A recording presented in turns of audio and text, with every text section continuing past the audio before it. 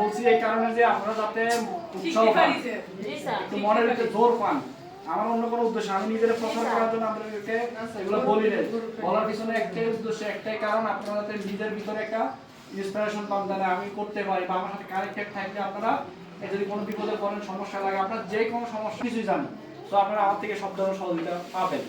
এখন আরেকটা জিনিস হচ্ছে, যারা বাড়িতে অবসর আছেন, দেখেন আমি আপনাদেরকে বলি একটা কথা, বিদেশ জিনিসটা অচিরে বাংলাদেশের জন্য ধ্বংস হয়েছে। কারণ কি জানেন, যে পরিমাণ মানুষ যাচ্ছে ওই লোক কর্মসংস্থান বিদেশেও নাই। মানুষ ওই যে আমাদের গ্রামে 3-4টা ছেলে গেছে, কি কোন এক দেশে আমি কালকে সাথে দোকানের সামনে মারামারি লাগাই যে পাঠাইছে তারা মারার মতো অবস্থা, মানে মারব সাইকেলটা কোমালানি পাঠাইছে, বন্ধু চলে এসে আমার বিয়ে, এখন যে 4-5 লাখ টাকা করে খরচ করে গেছে নাসির মোহাম্মদ মুসিবতে। এখন এই যে পরিস্থিতি, তোমরা বড় হচ্ছে, ও বড় হচ্ছে, ওদের কর্মসংস্থান কই আবার বল আছে নাই? এখন যারা মহিলা মানুষ তারা তো চিন্তা নাই, জামাই কামাইবো খাইবো, কোনো সমস্যা।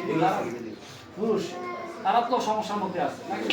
তো আমরা চেষ্টা করব নিজের মেয়ে ছেলে যাই আছে তাদেরকে অন্তত কিছুটা হলো কৃষির লগে রিলেটেড করছে। ছেলের পাড়াবে ধান খেতে ঘুরিয়া এই গরুটা নিয়ে, গরুর জন্য একটু ঘাস কাটা নিয়ে, এতে করে তার কি জানেন, ঘাস টাস কাটবো যখন তার প্রকৃতির সাথে রিলেটেড, তার রোগ প্রতিরোধ ক্ষমতা বাড়বো, সে ভালো থাকবে, আপনিও ভালো থাকবেন। ঠিক আছে, সবাই ভালো থাকবেন, আল্লাহ হাফেজ। আর আমাদের জন্য দোয়া করবেন। আর ওদের একটা একটা ভুলেন